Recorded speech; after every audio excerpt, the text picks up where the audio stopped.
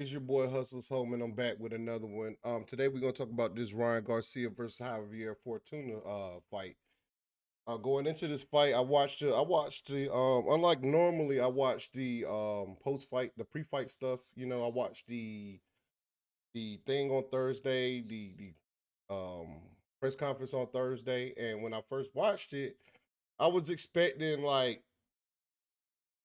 them guys to be beefing with one another because they acted like they had beef. I thought they had beef, but they apparently, they come in the press conference bearing gifts. Apparently, Ryan Garcia at one point in time gave Javier Fortuna a watch, and Javier Fortuna returned the watch and weigh in. Ryan Garcia said he liked the Chicago Bulls hat. Javier Fortuna took his hat and gave it to Ryan, and Ryan put the hat on the head. And it was like a whole little, it was mad respect there when they was talking about killing each other and doing all this hearsay. But it was hella respect there. And I mean that I don't really take nothing into that, but the energy Ryan Garcia had at that press conference was kind of off. And I thought that I thought Ryan Garcia was gonna have a hard time making weight, because last time he weighed in heavy. But they had a trick up their sleeve. They had Javier Fortuna come out and say, "Hey, I told them I asked them to fight at 140, but that's the part of the business." But that energy being off had me thinking either he was A, scared, or B, the weight drain. The weight drain was killing him. And he had this baggy ass vest on, so you really couldn't tell how he looked. And Ryan Garcia, even when he does get down to 135, his face not sunk in. Like when you watch Terrence Crawford go down there when he was fighting at 135 and 140, his face was sunk in like a skeleton, like Conor McGregor. When Conor McGregor fight at middleweight, his face is sunk in because they're like legit killing themselves. Like Devin Haney. Devin Haney is a prime example. When he go in the way at 135, he's ripped, he's feathered. He's so drained, he's feathered. And usually you don't see Ryan Garcia that drained. So I was thinking that he was not prepared for the fight, but they pulled out, they hit us. I was looking at the left hand when the right hand was doing something else. Boom, the fight was at 140. So they made weight. Ryan Garcia made weight. Javier Fortuna made weight. Javier Fortuna came into that fight soft. You know, Javier Fortuna is 126 pounds. Javier Fortuna coming down from the lower weights. I want to say 130. I'm gonna say 130 because I know he fought at 130. I want to say he fought at 130, 126 too, but I don't know if the Robert. I don't know because the first fight I ever seen him fight was how Robert Eastern Jr. fight. So I'm gonna say he came up one weight class, but all in all, he came in the ring. Man, that man was 154 pounds. Javier Fortuna was way out of shape. I don't know what they did to the scales. I don't know what they did to the scales, but Javier Fortuna was way out of shape for this fight. Um, but Ryan Garcia was in pristine shape. I've never seen Ryan Garcia look this way. Like he was filled up, 140 pounds, looked real good on Ryan Garcia. He is a massive 140 pounder. Like I don't know how. I mean, I know how he made 135 because he's a very very young fighter. But as like he said, he can't go back to 135 because he is massive at 140. He was not 140 pounds in that ring. They said he was 148 pounds and the same they weigh in. I don't believe it. I believe Juan Garcia had to be over 150 pounds in that fight. His back was big. He was ripped. You know, he looked real good for 140. If 140, if Ryan Garcia ain't a hoax, if he ain't fool's gold like I think he is, Ryan Garcia has a certain skill set that I'm about to talk about in this fight that I kind of appreciate. But you got to get past all the smoke and mirrors with Golden Boy, though. That's the thing. The thing is the smoke and mirrors with Golden Boy, the tomfoolery that they always pulling off at Golden Boy. You know, they get in the ring, ding, ding, ding, the bell go. Oh no, no, hold on. One thing before we get in the ring, they introduce this guy. I don't know. Do they be doing this? But they introduce him as the former, introducing the former 135-pound interim world lightweight champion. They done that before?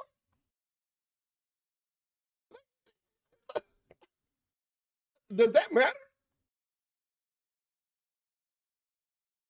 100, the 140, but 135-pound former 135-pound interim weight.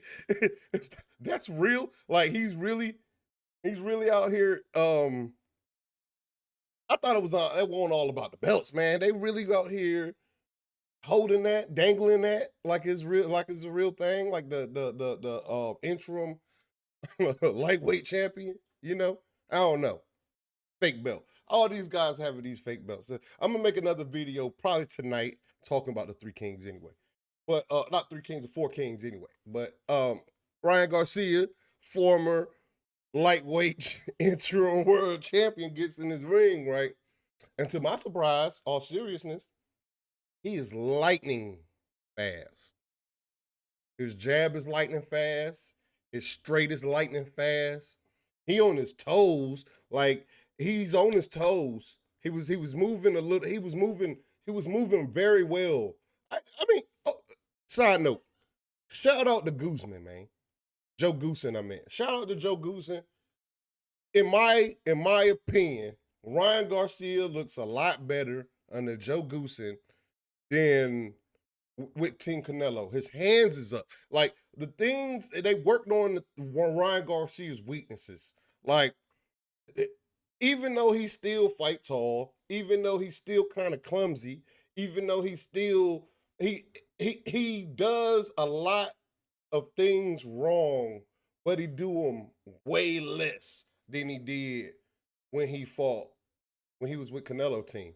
So some of that stuff he was saying might be true because they wasn't working on that. I see in this fight, I seen Ryan Garcia consciously put his hands up on defense. He consciously did that. So that one thing I appreciate what Goosen is doing for Ryan Garcia on and he was doing his thing.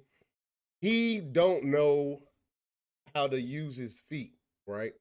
And that's the thing that's gonna get him murdered against southpaws like Javon Tate Davis.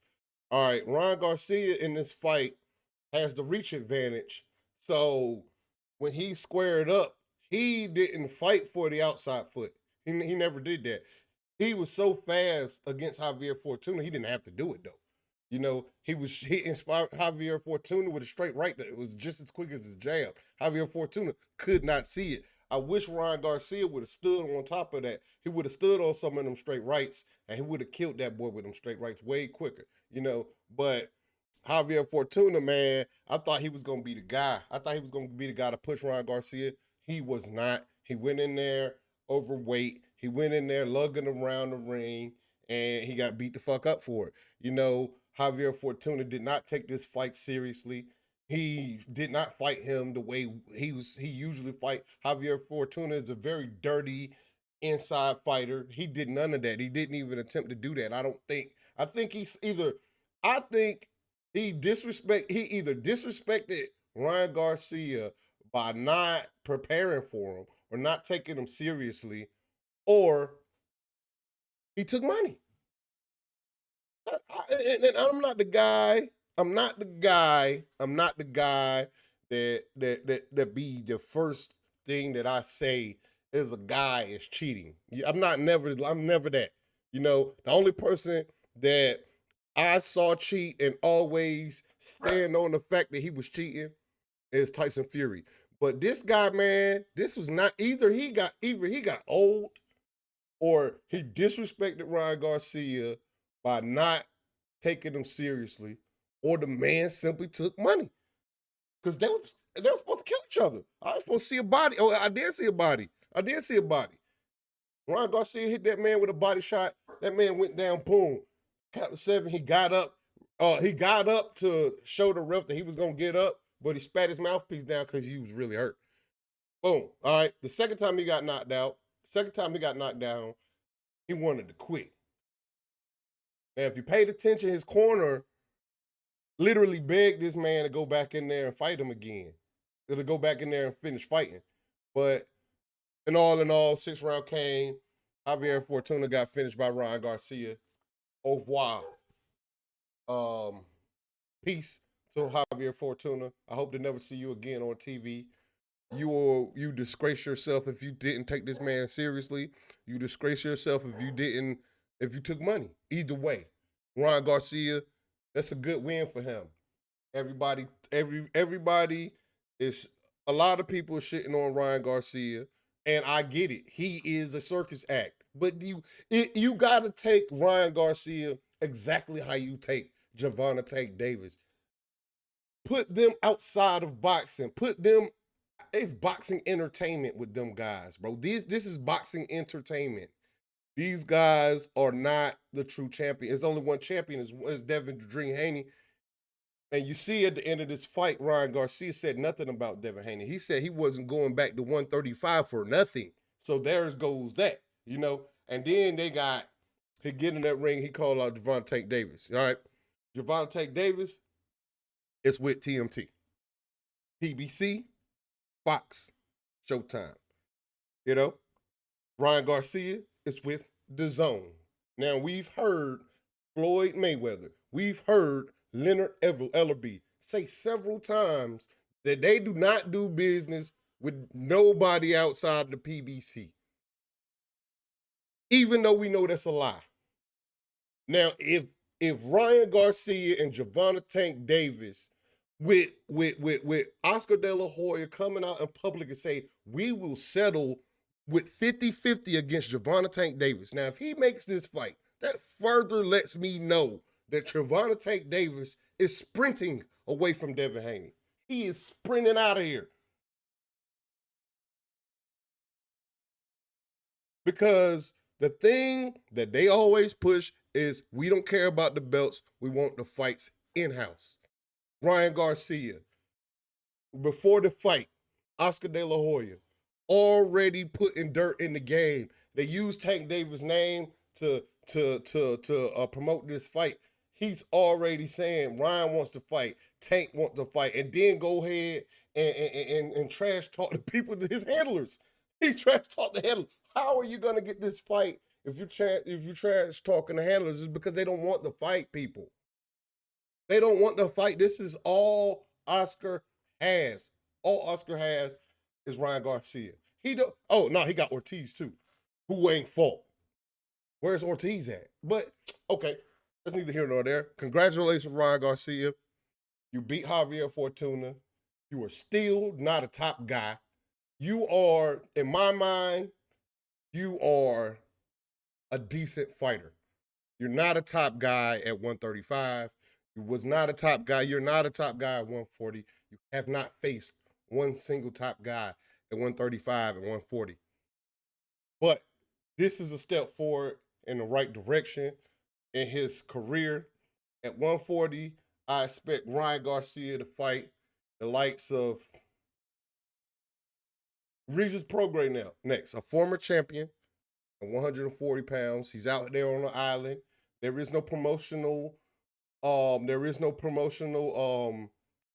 gates. There's no promotional fences that you got to cross. Just call my man Regis Prograis up so you can get your fight at 140 to make you a top guy. Please. And that's all I got on this fight, man. I didn't want to go on round by round because it was just Ryan Garcia punching a punching bag. Guy, you know. But that's your boy. This your boy Hustle's Home. Don't forget to hate, like, comment, subscribe. Don't forget to follow me on Instagram at Hustle Home. Don't forget to follow me on Twitter at Hustle's Home. Shout outs to the LDBC. Shout out to all my people that watch this video. The non-LDBC people that's under my shit. The LDBC people that's under my shit. Salute to every single one of y'all. Don't forget to hit my man Art Man with his beautiful merch he got out there. Don't forget to go to thetrill.tv.net and become a member of the LDBC because it's a beautiful thing, people. Salute. I'm out.